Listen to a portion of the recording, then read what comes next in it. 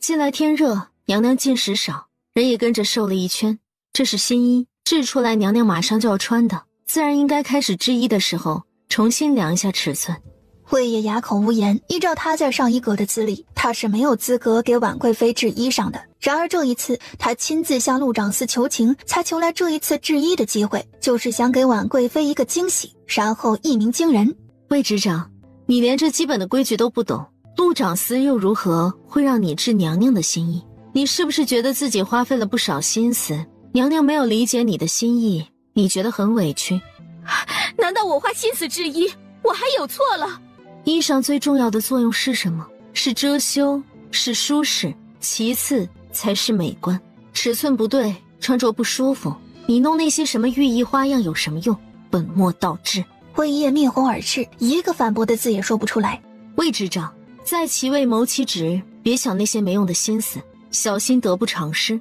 魏烨一听，内心充满了恐惧，他在憎恨纪南希的同时，将头埋得更低了。唉，可惜了，这是苏锦还是贡品，就这么被糟蹋了。魏烨闻言，感觉自己像是在众目睽睽之下被扒光了一样。他引以为傲的作品，在婉贵妃眼里竟然是糟蹋布料，屈辱、伤心、不甘、愤怒、憎恨瞬间填满心间。然而他依旧忍气吞声，一个字不敢说。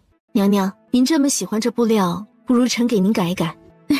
如此甚好。片刻以后，一件崭新的衣裳摆在婉贵妃面前。这件原本被婉贵妃嫌弃的衣裳，经纪南希的手这么一改造，变成了一件新潮的衣裳。魏烨，以后别想着如何讨好本宫，有那些心思，还不如好生跟郡主学学。做人最重要的就是老实本分，别弄那些虚的，本宫不喜欢。娘娘教训的是。他低着头，眼里充满了浓烈的恨。魏烨被教训以后，不敢在婉贵妃宫里逗留，连忙灰溜溜地走了。晚上，萧景睿府邸，他正在书房研究兵法。这时门响了，进来。此时门从外面被打开，进来的是一个头戴斗笠的女人。见过殿下。会议不必客气，事情怎么样？殿下，事情成了，纪南希这次一定逃不掉。事成以后，我必不亏待会议。殿下，您说纪南希会是下一个貂蝉吗？就算他不是，我也要让他变成下一个貂蝉。萧景睿满眼冷光。此时的纪南希还不知道另一场危险已经渐渐向他靠近。过了数天，纪南希照例进宫给嘉圣帝施针。安南，这是九州联盟送来的帖子，你看看。九州联盟是九州大陆上的国家自发组织起来的一个组织，每3年举行一次会议，会议讨论的是九州和平、商贸、资源共享、共繁荣的问题。安南，你怎么看啊？皇上，这次九州联盟的会议，我们必须参加。为何呀？如今的大齐有实力了，不必隐藏锋芒，而且要在九州大陆上走得更长远，我们必须走出去，引进来，不能闭门造车。大齐进入九州联盟以后，才能为我们自己，为九州上弱势国家说上话，帮助他们共同繁荣。如若不然，那几个强国抱团，其他国家也包括我们都很艰难。纪南希只说了一部分原因，还有一部分原因是他要在九州联盟会议上阻止楚天渊。朕同意你的看法，但是你此行前去，必定是入狼窝，朕始终不放心呀。多谢皇上关心，臣定不负皇上所望，平安归来。会议召开时间是9月15，还有将近2月时间，你准备准备，让秦王陪着你一起去。是皇上。皇上，臣现在给您施针吧。嘉圣帝点头，他回到寝宫，脱掉外面的龙袍，躺在龙床上。纪南希才从外面进来，开始施针。皇上，您感觉手臂恢复得如何？朕感觉已经完全恢复了。安南，你给朕用了什么药呀？朕感觉身体精力比以前还要充沛一些，仿佛回到了20岁，还是一个年轻小伙呀。臣根据皇上的体质，专门吩咐了人去雪山之巅，寻了雪生草给皇上服用。雪生草？哦，就是那传说中的仙草。皇上，那只是传言，这雪生草没有那么神奇，它只是很难寻到，也很难提炼，它里面有强身健体、延年益寿的成分。臣再搭配其他的药材，使它的药效增强，所以皇上服下以后，感觉会特别明显。纪南希见嘉圣帝满脸喜色，他又提醒道：皇上，任何事物都是物极必反，雪生草只能适当的服用，不能长期大量服用，不然会适得其反。安南给朕安排就是。他对纪南希无条件、绝对信任。纪南希一看施针时间到了，他正准备拔针，这时候有内侍端茶水过来。就在内侍即将到床前的时候，突然摔了一跤，茶水泼向嘉圣帝那裸露在外还扎着银针的手上。就在他起身去挡茶水的瞬间，他被人从身后微微推了一下，这一倒正好扑在了龙床之上。正好此时殿门口响起一道声音：臣参见皇上。来人是萧景琦。从萧景琦的角度看纪南希，发现纪南希和嘉圣帝姿态暧昧。七王爷，救命啊！郡主要杀了奴才，奴才不是故意撞见郡主和皇上。他话说到此处戛然而止，嘴角流下暗黑色血渍，头一歪倒在了地上。纪南希倒在龙床一旁，听到萧景琦的声音，他迅速站起身来，他望着萧景琦，淡声开口解释：我正要给皇上拔针。安南，你有没有事？有没有伤到你？萧景琦不等纪南希把话说完，连忙抓住他的手腕，语气温柔又急切，满眼担心。我没有受伤，只是皇上。纪南希连忙回头，他该给嘉圣帝拔针了。皇上，银针可以拔了。皇上，你有没有事？他看到纪南希衣裳背后，嘉圣帝的手臂都是茶水留下的痕迹，他大致判断出刚刚这里发生了什么。朕没有事，安南刚刚替朕挡了茶水，你带他去偏殿看看，他有没有受伤。嘉圣帝这是在给纪南希和萧景琦创造独处的机会，把眼前的一切解释清楚。萧景琦明白嘉圣帝的好意，带了纪南希去偏殿。纪南希感动于萧景琦对他的信任和尊重，他想任何一个男人看到那样的场面，第一反应应该都是极为愤怒的。刚刚的内侍进来摔了一跤，茶水泼到皇上，我为了保护皇上，又不伤着皇上的手臂，我当时摔倒的姿势有点奇怪，你别误会。你还滑了一下，应该是被人从后面推了一下。这你都看出来了？茶水未干，我看到地上的脚印，那脚印的方向、重心长度，应该就是你滑了一下留下的。你说的都对，所以你从一开始就没有相信的内侍的话？是，我相信的一直都是你。为何？因为我相信安南的眼光，我比皇上年轻，好看，我还有一个可爱的女儿，所以你当然会选择我呀。纪南希不可置信，萧景琦会说出这样的话来逗他。逗你的，傻瓜！我相信我的安南对待情爱和对待梦想一样认真，不忘初心，始终如一。而且以你今时今日的地位，想要什么唾手可得，又怎么让人说三道四？纪南希闻言主动抱住萧景琦。萧景琦，谢谢你一直守护着我。安南郡主放心，有我在，谁也不敢欺负你。二人说完了话，来到外间，嘉圣帝已经穿戴整齐地坐在一旁，屋里的一切都未动过。秦王，今日之事交给你，一定要彻查清楚是谁在后面捣鬼。他让萧景琦去彻查，就是在告诉萧景琦，他和纪南希之间是清清白白的。臣遵旨。纪南希和萧景琦都知道，这幕后之人的目标是大起内乱，所以他们会以最快的速度揪出幕后之人。京城街头巷尾流言铺天盖地，短短半日时间，竟然有不怕死的人趁夜用臭鸡蛋烂菜砸神仙居的大门。楼主，属下去把这些人抓起来。不用，让他们砸，只敢在黑夜里上蹿下跳的小鬼，不足为惧。是。到了第二天，纪南希照例要进宫给嘉圣帝施针。他坐的马车行至半路，突然马儿长鸣，马车骤停。怎么回事？郡主，有人拦车。纪南希掀开马车帘子，这时候远处飞来一个臭鸡蛋，正朝他脑门砸去。穆青伸出手中的剑一挡，臭鸡蛋被打飞。真是没有想到啊，安南郡主和皇上竟然是那样的关系。我呸！什么狗啊！屁大气之光，笑掉大牙。可怜的秦王，头上的草绿得发光。照我说呀，安南郡主这种货色就应该被进猪笼。我要是他，早就去死了。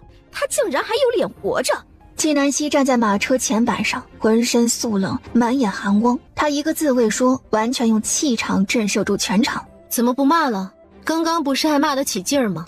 我纪南希行得正，坐得端，不怕你们诋毁，但我做事还轮不到你们来智慧。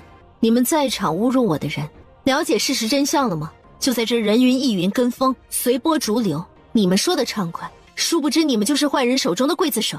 10年前，你们诋毁我一无是处，说我是废材，逼得我生不如死。那时候我宽宏大量，不跟你们计较。生而为人，难道不优秀就不配活着？如今我一心为你们，你们依旧不领情，难道真以为我好欺负？今天我绝不容许你们再诋毁我一个字。纪南希的声音铿锵有力，字字珠玑，在场鸦雀无声。母亲，把刚刚骂我的人抓起来。纪南希看似随意指了几个人，实则他刚刚已经观察过了，这几个人不像是普通老百姓，而是伪装的。穆青动作很快，一会儿时间就把那几个人抓住了。郡主，这些人怎么处置？带走。这些人是要带回去审问的。他再也不多说什么，继续朝皇宫而去。婉贵妃宫里，听说了吗？安南郡主今天又进宫了，真是不要脸，还敢进宫！枉费我们娘娘对她这么好。几个粗使宫女正在兴头上，丝毫没有注意到身后的婉贵妃和孟玉。孟玉见婉贵妃面色一点一点的往下沉，活儿都干完了，在这嚼舌根子。来人，把这几个小蹄子拖出去，乱棍打死。那几个宫女连求饶的话都没有来得及说出口，就被人拖了下去。娘娘，你息怒。传令下去，宫里有任何人敢诋毁郡主和皇上，一律上毙。是娘娘，奴婢这就去吩咐。过了一会儿，孟玉返回，娘娘已经传令下去了。婉贵妃坐在石凳上，高贵典雅，婉约大气。她闻言点点头，吩咐身旁另外的侍女去取点开水来，我给皇上泡花茶。侍女应声而去。她接着又问孟玉，你是不是好奇本宫为何不生气，还要维护郡主？是娘娘，奴婢不解。皇上若真的对郡主有意，岂会等到今天，早就纳入后宫了。我们的皇帝是千古明君，心中没有情爱，只有天下百姓，而郡主更是心怀天下。说句不好听的，郡主怕是看不上我们皇上呢。后宫之中从来不乏新人，而我要做的就是好好守着皇上。皇上日理万机，辛苦一日坐下来以后，我能陪着他说句话就心满意足了。娘娘，奴婢不懂。傻丫头，不懂就对了，等你真正爱上一个人的时候，你就懂了。婉贵妃脸上露出幸福的笑容，孟玉羞红了脸。奴婢要一辈子守着娘娘。婉贵妃没有再说什么，她爱嘉圣帝，但她知道嘉圣帝身边不会只有她一个女人，所以她只要做好自己，守好嘉圣帝对她的宠爱即可。她拿起泡好的花茶，来到嘉圣帝寝殿。见过婉贵妃娘娘。郡主不必多说，近来天热，我前来无事泡了些花茶，郡主看看皇上能不能喝。纪南希浅尝了一口，娘娘用了菊花、玫瑰、金银花、红枣，很好，加了暖胃的，不至于太凉。娘娘茶艺越来越好了。郡主都夸我了，看来我的茶艺是真的进步了。只要是爱妃亲手做的，朕觉得都好。殿内一片祥和，纪南希没有在殿内停留多久，他拔完针就走了。他回到神仙居，萧景琦也从军中回来了，二人一起审今天在街上抓到的那几个人。顺藤摸瓜，当即就查出了幕后主使，但是就这点证据还不够扳倒对方，对方找个理由就能全身而退。于是纪南希决定以身为诱饵，引对方再次下手。萧景睿府邸，殿下，我们是否失策了？秦王和安南郡主依旧恩爱，皇上和婉贵妃娘娘的感情也在升温，我们是不是要改变策略呀？不用，依照计划行事，会议不必担心。计划败露，有人给我们做替罪羊。是，殿下。7月13，纪南希进宫给嘉圣帝最后一次施针。见过皇上。安南，你终于来了。纪南希一靠近龙床，瞬间打了一个喷嚏，他觉得浑身难受。皇上，你有没有觉得哪里不对劲？就是有些热，可能是天气热的原因。每次纪南希施针，高权都是在门口守着的，所以此时殿内的一切只有纪南希和嘉圣帝知道。纪南希朝门口喊道：“高公公，这熏香是谁点的？”为了给嘉圣帝安神，每次他到来时，这里的熏香就已经点好了。可是今天的熏香味道有些不对。婉贵妃娘娘送来的新香料，我亲自点的。纪南希在听到高权声音的同时，他已经暗道不妙了。这不是单纯的安神熏香，而是合欢香和安神香结合提炼出来的新香料。高公公，把香炉拿走。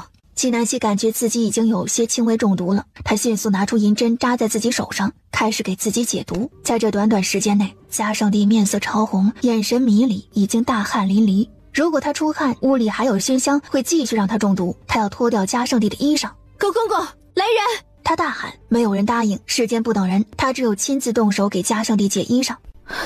你们在做什么？纪南希循声望去，见婉贵妃立在门口，咬着唇，一脸的不可置信。娘娘，您来的正好，快把皇上的衣裳脱了。嘉圣帝看着纪南希，眼神迷离，嘴里喃喃道：婉儿，朕动不了。皇上，婉儿在这里。郡主，这是怎么回事啊？皇上中了情毒，臣在给皇上解毒。娘娘，快脱衣裳。婉贵妃有瞬间的失神，然而不容她多想，现在最重要的是救嘉圣帝。她给嘉圣帝脱掉外衣，纪南希迅速施针。过了片刻，她的目光已经恢复了澄明。皇上，您还认不认得臣妾？朕的爱妃，朕当然记得。她刚刚虽然中了情毒，可她并没有失忆，整个过程她都记得清清楚楚。安南，抱歉啊。臣点了皇上穴道，皇上并没有伤到臣。嘉圣帝见状才放下心来，如果他针对纪南希做了什么出格的事，大齐真就乱了。皇上，您中了情毒，情毒就混合在安神香里。高权抱着香炉进来，里面的香已经熄灭了。刚刚纪南希叫他，他没有答应，就是因为他也中毒了。婉贵妃娘娘，这香您是从何得来的？郡主此话何意？纪南希看向高权，高权连忙说道：娘娘，这香是您今天午时派孟玉送来的，说是新得的香，安神效果极好，交代奴才一定要尽快给皇上用上。爱妃，此事高权给朕说过。皇上，孟玉今日一直陪着臣妾，不曾离开过臣妾的寝宫半步。臣妾今天炖了皇上喜欢喝的莲子羹，想着皇上忙，就亲自送过来，这才带着孟玉过来。孟玉就在门口，可叫他进来问话。其实刚刚那种情况，在纪南希眼里没有男女之分，他不能为了所谓的清白，在那里眼睁睁地看着嘉圣帝中毒而坐视不理。高权看向嘉圣帝，得了嘉圣帝的允许，这才将孟玉叫进来。一番问下来，孟玉今日的确没有出婉贵妃的宫殿。皇上，臣妾真的是冤枉的。皇上，臣相信婉贵妃娘娘。他此言一出，众人的目光都集中在他身上。他看向高权，高公公，你午时看到的孟玉和平时有什么不一样？比平日话少，就和我交代了香料的事，转身就走了。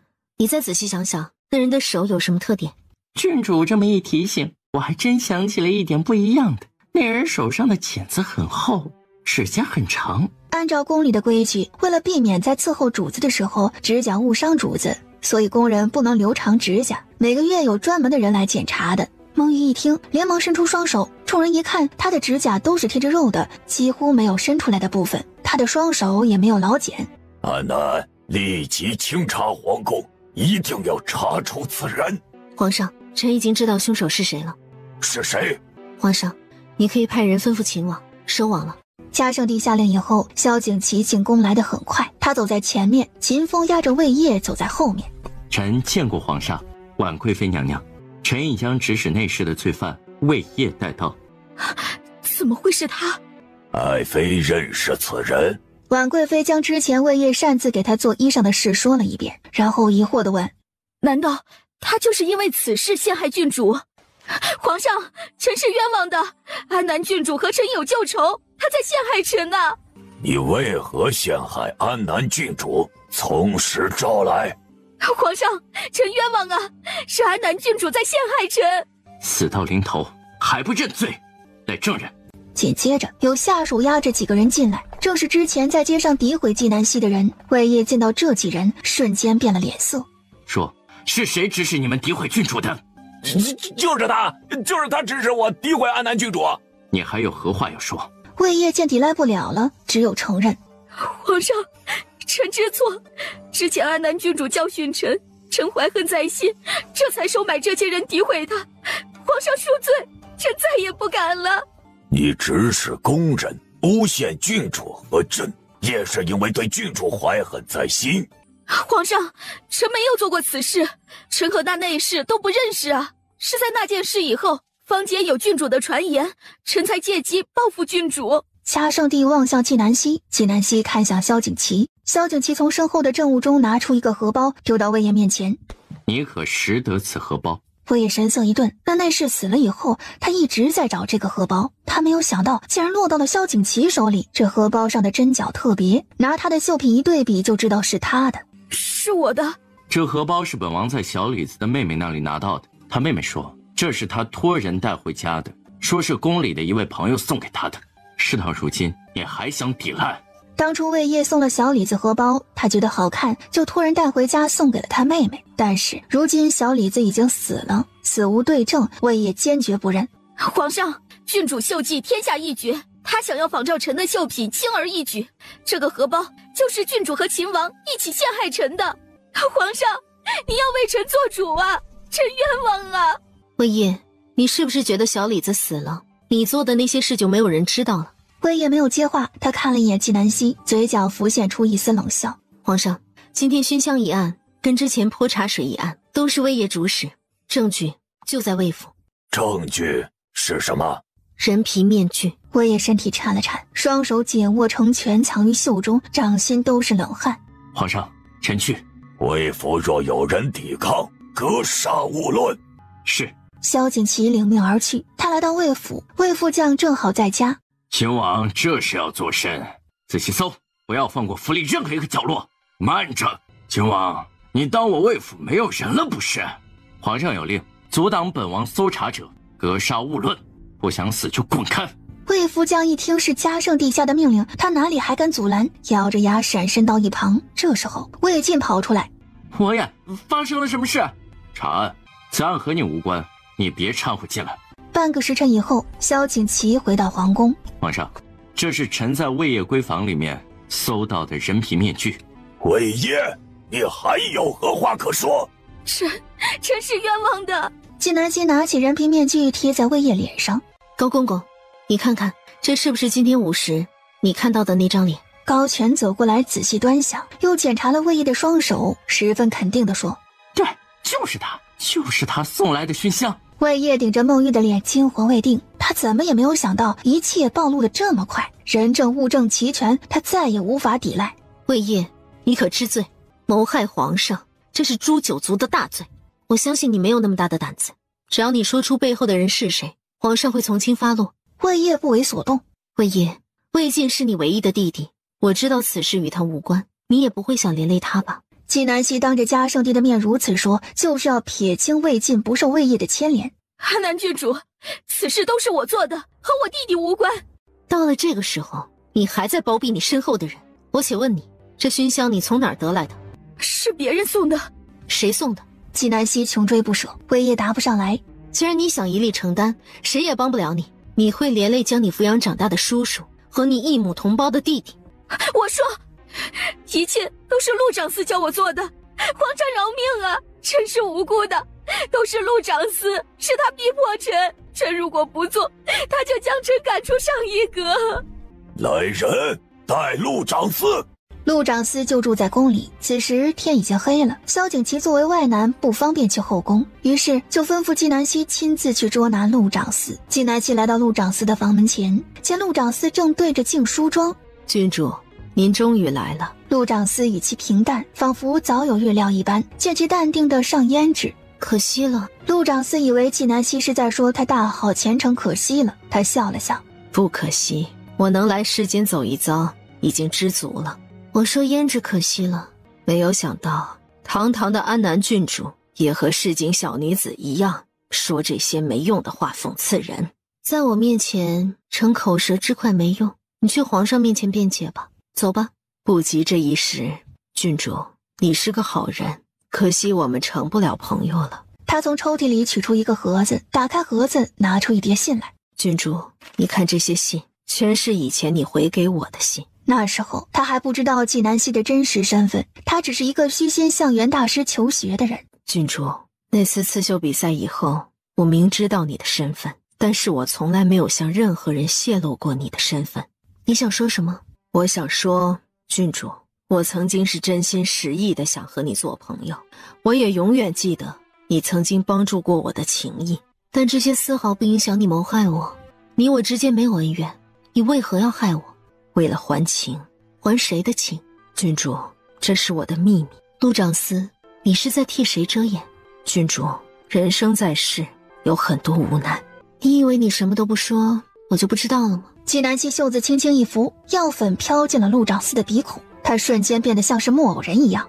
是谁指使你害我的？萧景睿。你和他什么关系？为什么帮他？当年我才入宫，犯了错被责罚，我在雪地里跪了3天3夜，后来大病一场，是新嫔娘娘救了我一命。我当时发了誓，要一命还一命，保护齐殿下。纪南希知道新嫔是萧景睿的生母，原来陆长思和萧景睿之间还有这么一段渊源。那道熏香你是从哪里得来的？齐殿下拿给我的。纪南希见也问不出什么来，就让陆长思恢复了神智。陆长思回过神来，愤怒地望着纪南希：你使阴招！我已经给你机会让你坦白，你想想你做的哪件事配得上我使用光明正大的手段？安南郡主，你以为你赢了吗？纪南希有种不好的预感，他第一反应是陆长思要服毒自尽，可是已经晚了。安南郡主，事实证明你并不是天下无敌，我早在你来之前就已经服下毒药。安南郡主，就算你从我这里掏出真相，那又如何？我死了，你就死无对证。安南郡主，在刺绣上我从来没有赢过你，这一次我终于可以赢你了。想赢我，这辈子你是没有机会了。如果是没有恢复记忆的纪南希，可能此时真的无计可施。然而如今的他再不复曾经，他迅速拉过陆长思的手腕，一探脉象，毒已经渗入心脉。安南郡主，任你医术通天也救不活我了，这一次你输定了。能赢你一次，我此生无憾了。救活你是不可能，但是让你多活一会儿，轻而易举。他的手上不知何时已经多了3根银针，他将银针分别插入陆长思的穴道。刹那间，陆长思面色红润。纪南希见陆长思已经足够支撑了一段时间了，他迅速提气运足，抓起陆长思就往嘉圣帝的寝宫跑。皇上，陆长思已服毒，坚持不了多久。这是怎么回事啊？纪南希将方才的情况言简意赅地说了一遍。来人，宣萧景睿速速来见朕。萧景睿来得很快，此时的陆长思还剩一口气了。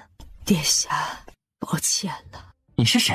为何要对我说抱歉？然而陆长思已经油尽灯枯了，他还没有来得及回答，头一歪，直接没气了。萧景睿看着断气的陆长思，面色冷漠，没有一丝的动容。萧景睿，你做过什么？如实给朕招来。父皇，儿臣不明白您在说什么。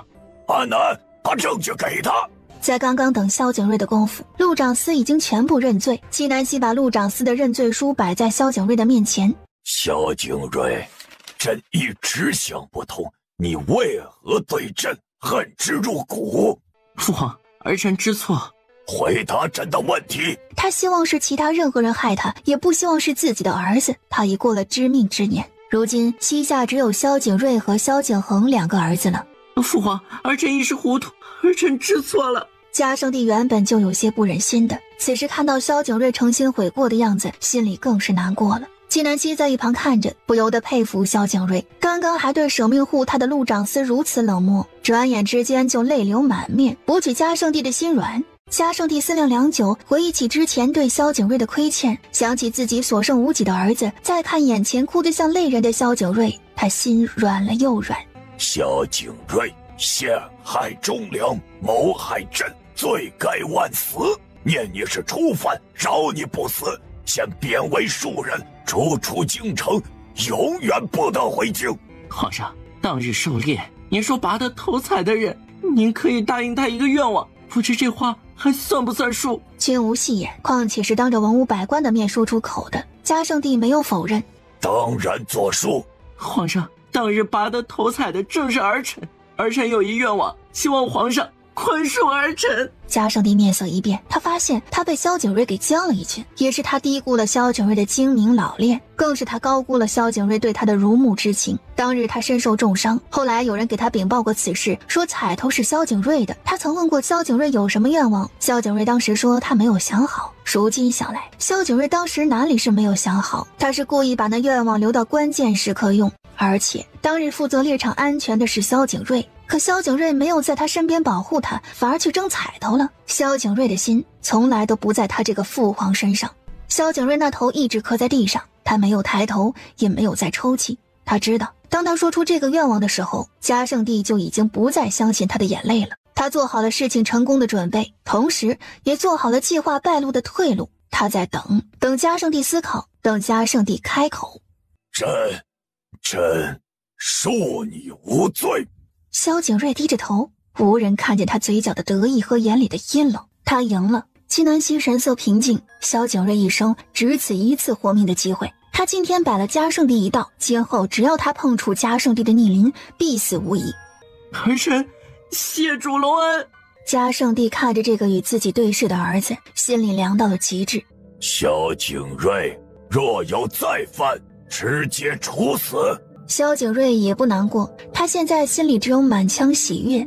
他犯下如此滔天大罪，可却没有受到丝毫的惩罚。这一次是他失策了。果然，那人说的对，要对付纪南希，简直比登天还难。是皇上。在这瞬间，嘉圣帝仿佛苍老了10岁。果然呢，帝王之家无亲情。魏氏之女，我同萧景睿诬陷郡主，谋害朕，凌迟处死。此事到这里暂时告了一段落。夜已经深了，众人散去，嘉圣帝留下了纪南希。阿南，今天这件事你有什么看法？皇上，臣只能断是非，不能断亲情。好，那就只论对错。你尽管说，朕恕你无罪。你是从何时知道萧景睿心怀异性的？果然，没有什么能瞒得住嘉圣帝的。从他摔断腿，臣就开始怀疑的。当他设计娶了玉娆公主，我就已经确定了。你为何不告诉朕？臣没有实证。皇上，殿下很聪明。嘉圣帝沉默，过了良久，他对纪南希道：阿南，动手吧。纪南希抬眸，他知道嘉圣帝的意思是让他杀了萧景睿。看来这一次，萧景睿是真的触碰到了嘉圣帝的底线。皇上，何时动手？等你从九州联盟会上回来。这件事需做得天衣无缝，现在时间紧迫，嘉圣帝担心纪南希没有时间去筹划，殊不知就是他这个决定险些害死了他。是。安南，你说萧景睿背后还会不会有高人？纪南希心里一跳，他已经知道了萧景睿背后的人是谁，但这件事他现在不能说。臣目前没有证据证明殿下背后有人，但臣会严查。为臣者有所言有所不言，方能得始终。嘉圣帝点点头，他又和纪南希说了会儿话，才让纪南希离开。纪南希出了偏殿，萧景琦正站在夜风里等他。起风了，安南。更大的风雨还在后面。此去九州联盟会，危机四伏，你想好了吗？我没有想过，你去哪儿我就去哪儿。这种事是早就确定了答案，不用思考。好，那我们携手共进，永不分离。阿南此言，便是我心中所想。萧景琦微微一笑，二人并肩而行，朝宫外走去。到第2日，昨日熏香一案，嘉圣帝为了纪南希的名声，直接封锁了消息。魏烨的尸体被送回魏府，草率下葬。静儿，这就是你一直敬爱的纪先生做的好事。他害死了你唯一的姐姐，你还要维护他。纪先生不是那样的人，不许你这么说他。事实摆在眼前，纪南希魅惑皇上，害了你姐姐，你等着，他下一个目标就是你。魏副将继续刺激魏晋，他多次游说魏晋，让魏晋潜伏在纪南希身边做内应，可是魏晋一直不肯答应。这一次是个绝好的机会。我不信，我去找纪先生问清楚。他们姐弟从小就是孤儿，是魏副将将他们养大。魏晋对魏烨感情深厚，但是他连魏烨为何被刺死的原因都不知道，他想要一个说法也在情理之中，于是向神仙居跑去。此时的纪南希正在茶轩，坐在他对面的是萧景睿。纪南希今早在神仙居收到了萧景睿的书信，约他在茶轩见面。阿南郡主的胆子可真大，见到信就来了。难道你不怕我给你设局，让你命丧于此？你觉得你有那本事吗？哼，阿南郡主还是一如既往的自大。这2次局，你不一样没有逃得掉。你指的没有逃得掉，如何理解？是你跪着求皇上饶命，还是算计皇上，侥幸逃过一劫？萧景睿面色一变，难堪又愤怒。这一场较量，严格来说是他输了。纪南希和嘉圣帝毫发无损，而且经历此事以后，嘉圣帝会更加信任纪南希。第一次，你指使泼茶水，只是为了留下怀疑的种子，你也是在试探。第2次，你指使人放含有情药的熏香，是你的孤注一掷。第1次茶水以后，皇上，秦王3人之间没有生嫌疑，你心里急了，所以你才在如此短的时间内第2次动手。据我所知，你酷爱兵法，你玩的这把戏便是兵不厌诈。你知道你泼了茶水以后，我们会识破你的目的，但你想到我们肯定会防范你，你认为我们会以为你不会故技重施，但你偏反其道而行，采用同样的手段，茶水、熏香，都是为了陷害我和皇上，离间我、皇上、秦王3人之间的关系。但你千算万算，却低估了人的感情，这也是你注定会输的原因。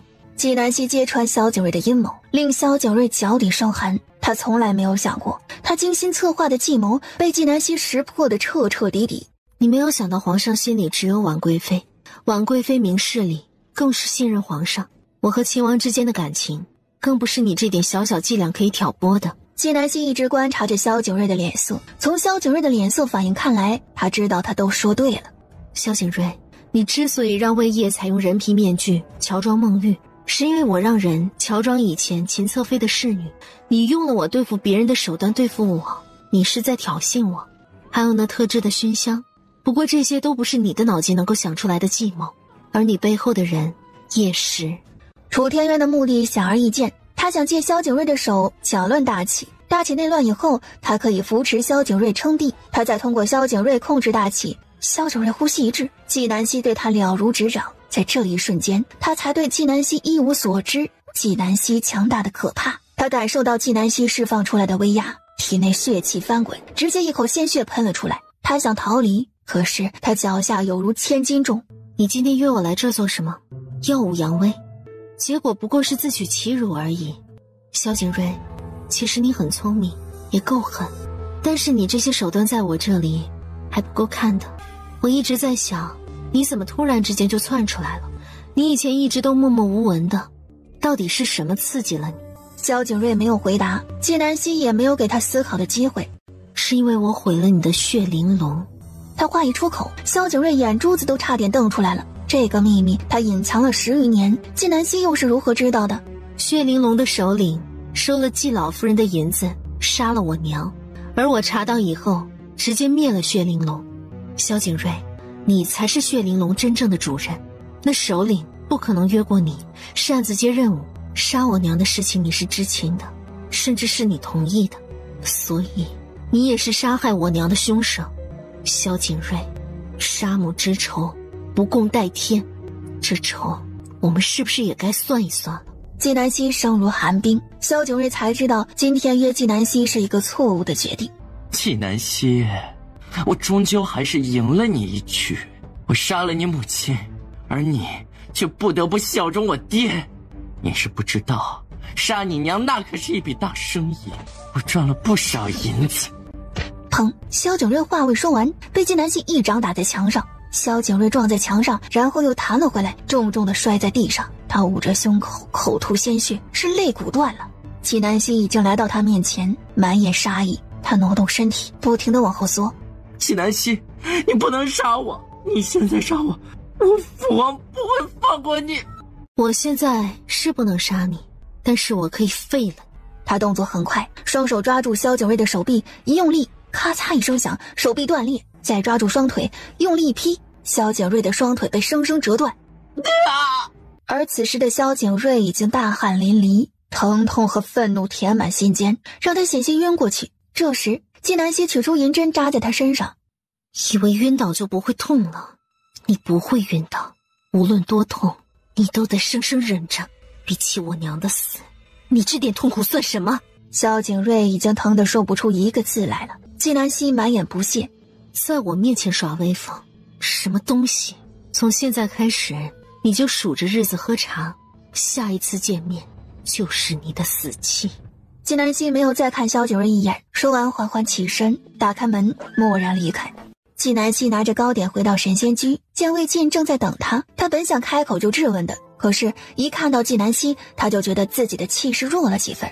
男子汉有话就说，扭扭捏捏的，成何体统？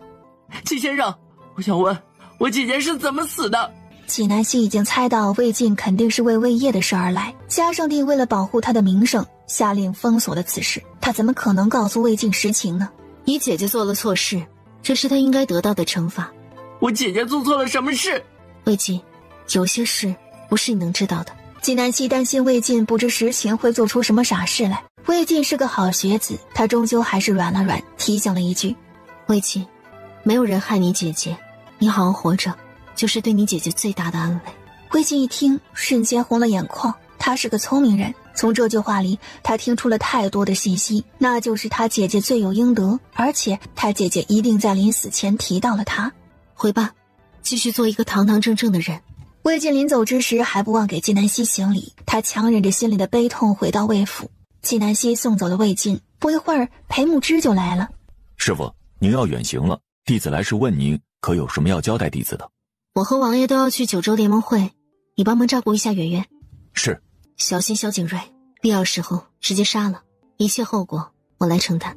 纪南希把赤剑交给了裴木之，虽然他今天已经打废了萧景睿，可是有叶时在，萧景睿虽然不能恢复如初，但也死不了。裴木之双手接过赤剑，目光坚决，神色严肃。弟子遵命。1个月以后，纪南希和萧景琦进入倾国地界，他们遇到了刺杀，又行了10来天，直到9月初10，他们一行人抵达临苏城。此时纪南希和萧景琦站在临苏城的城门口，秦风取出九州联盟会发的帖子，还有通关文牒，一起交给守城的侍卫。哎呦，大启今年也来参加九州联盟会了，真是长脸了。侍卫摇晃着文牒和帖子，然后伸手递给秦风。秦风正要伸手去接，那侍卫故意手一滑，文牒和帖子瞬间掉落。然而这文牒和帖子还没有接触到地面，就被纪南希给接住了。手滑了，没有注意。我还以为你手不想要了。你就是名满天下的安南郡主吧？这是倾国的地盘，不是大齐，容不得你嚣张。我可告诉你，我表哥在国师面前当差，你惹毛了我，到时候没有好果子吃。楚天渊为的一条狗都如此嚣张了。楚天渊的名声和纪南希一样，都是名震天下，不过前者残暴，后者仁德。侍卫没想到搬出了楚天渊的名号，纪南希都无所畏惧。你尽管去告诉楚天渊，就说大启纪南希随时奉陪。纪南希是故意这么说的，他知道侍卫这么嚣张，要么就是侍卫，或者侍卫背后有人在楚天渊面前说得上话。他相信他的话会被添油加醋地传到楚天渊耳朵里，而这正是他想要的。他和楚天渊直接这一战也该来了。等着，你的话我一定会传到国师大人耳朵里，你就等着国师大人的怒火吧。小小大启，国师大人根本不放在眼里。你放心，大启一定安然无恙，而你活不过1月。指引牌拿来。每一个来参会的国家都有指引牌，指引牌上面标有他们的住所、会议举行的地点。侍卫原本是想卡着指引牌不给纪南希他们的，现在他还不得乖乖地交出指引牌。纪南希接过指引牌交给萧景琦，然后一路进城。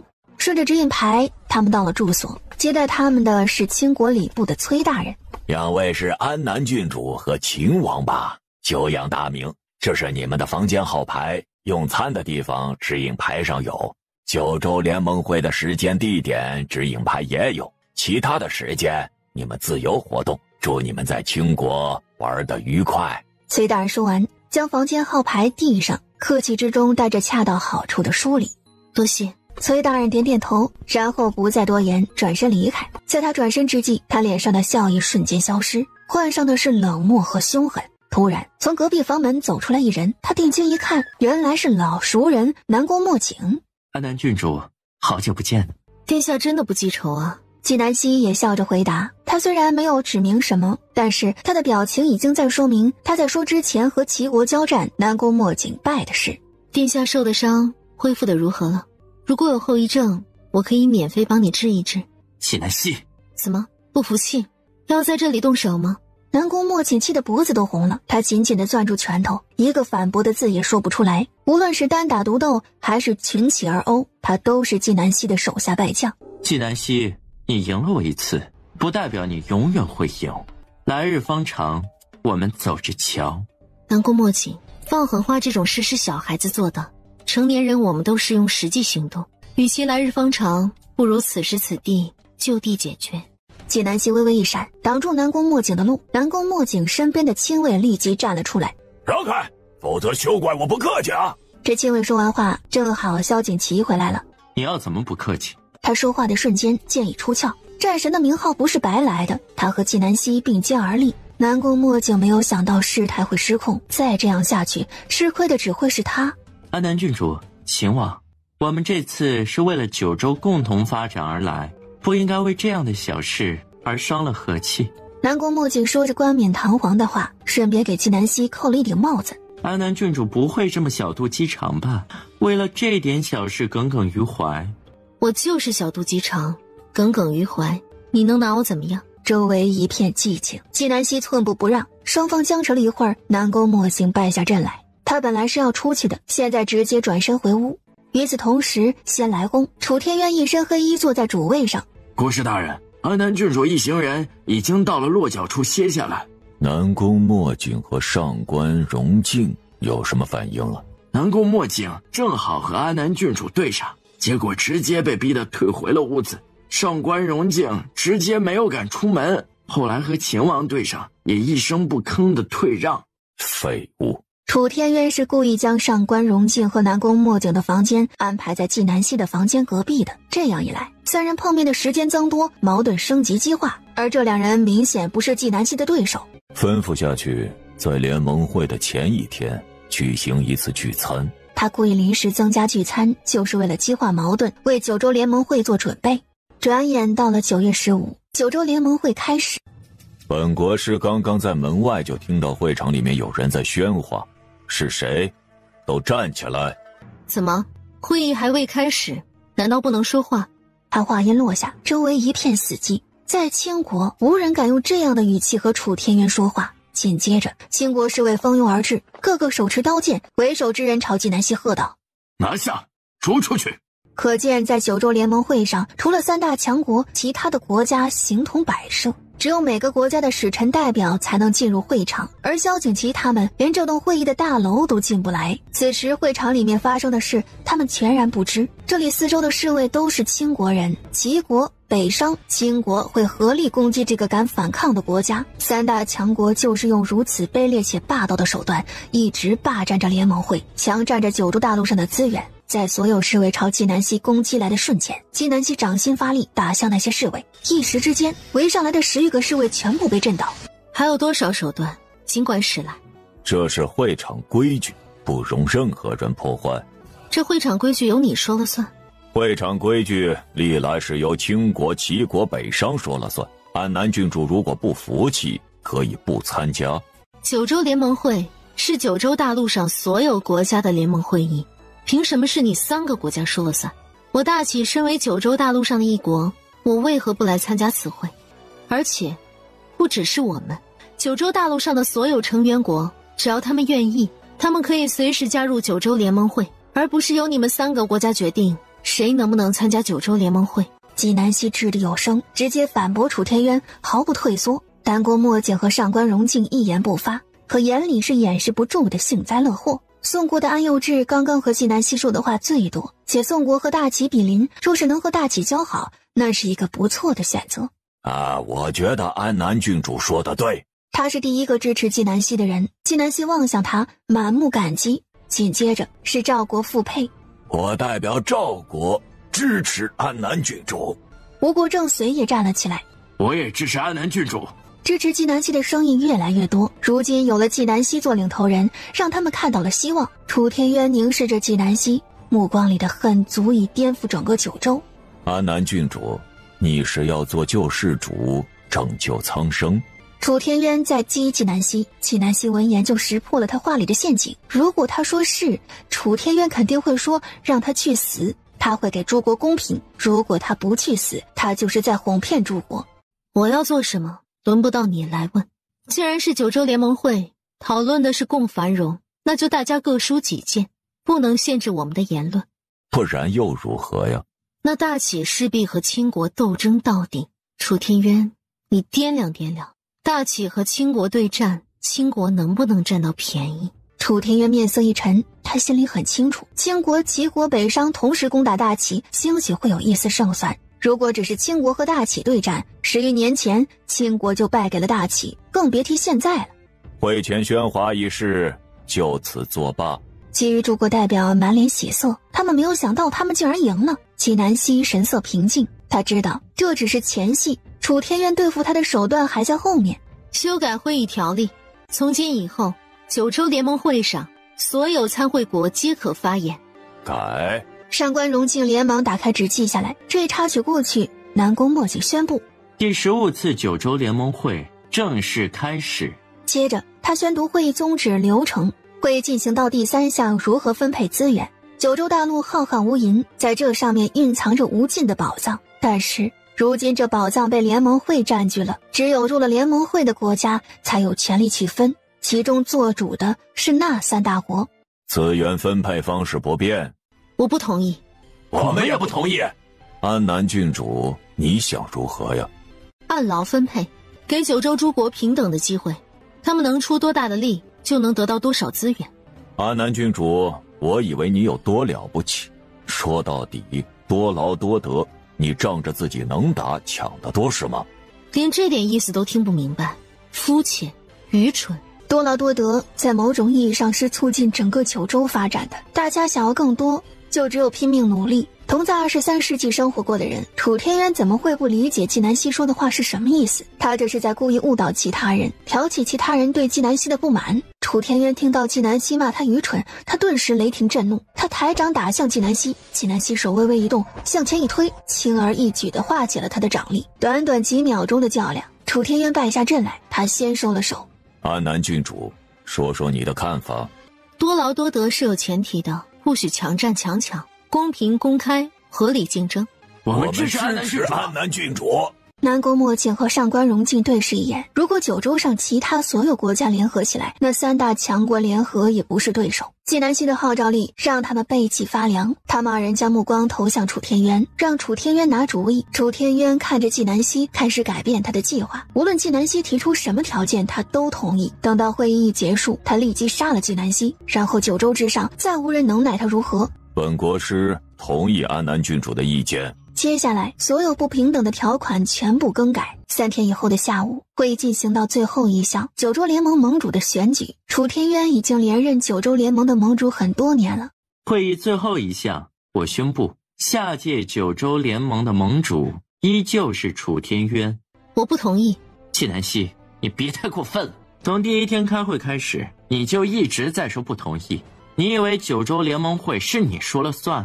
楚天渊都没有发话，你在那儿瞎嚷嚷什么？闭嘴！纪南希面色一沉，这一场会议是他和楚天渊之间的较量，他都懒得和南宫墨镜废话。南宫墨镜被骂了，将目光望向楚天渊，没有想到楚天渊看都没有看他一眼，而是问纪南希：你想如何呀？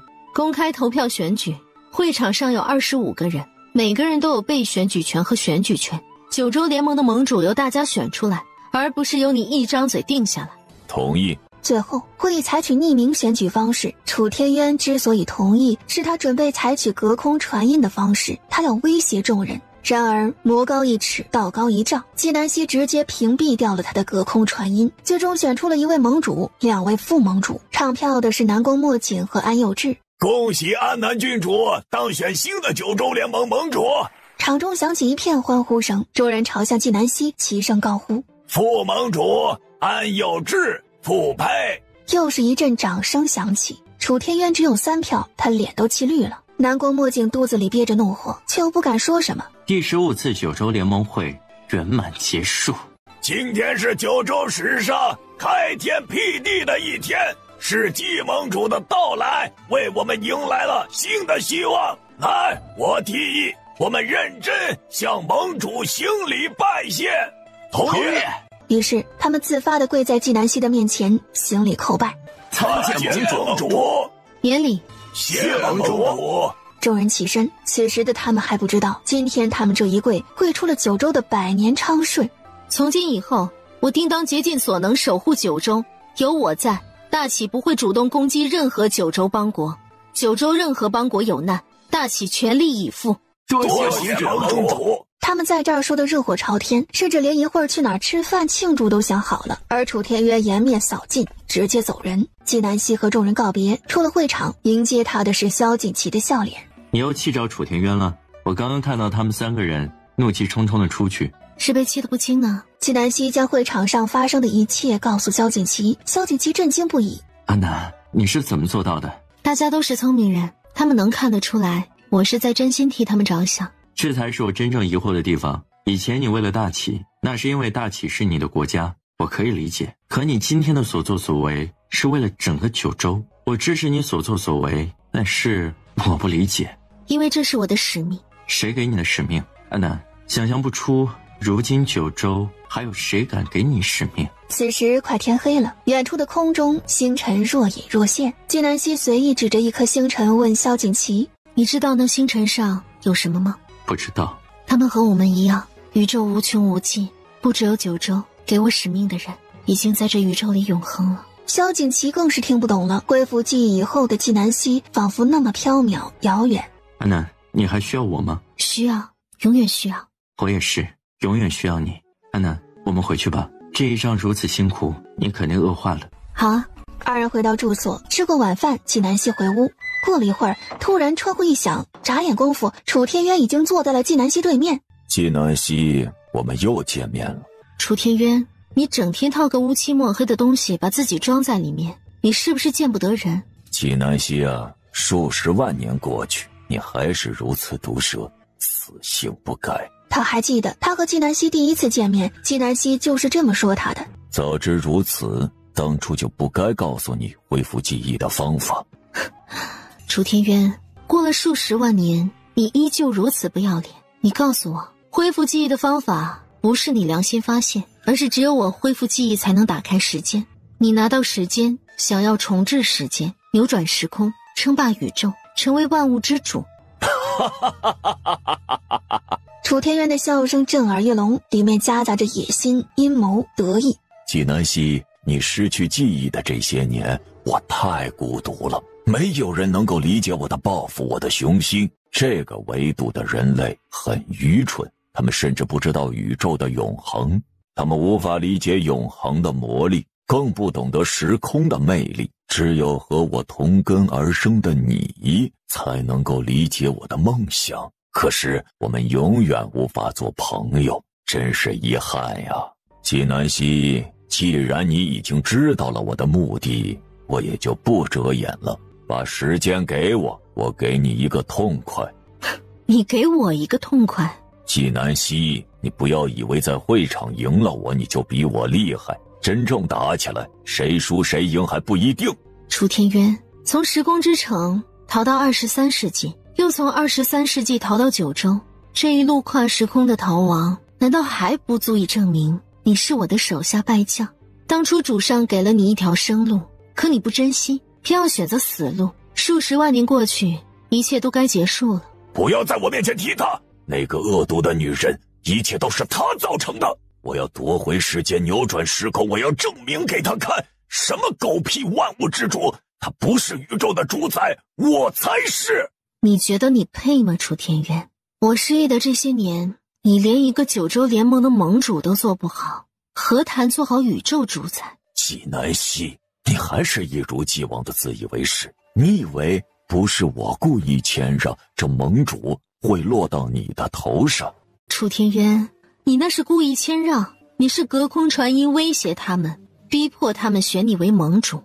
原来是你平挡了我的传音。你如果真能让他们信服你，又何惧我平挡你的传音？楚天渊怒气冲天。纪南希，今日不是你死就是我亡。他以手纳风为刃，推向纪南希的脖子。纪南希反手推之，楚天渊的脖颈上瞬间出现一条血痕。楚天渊，我说过，和我斗，除了我5岁那年，你从来不会有赢的机会。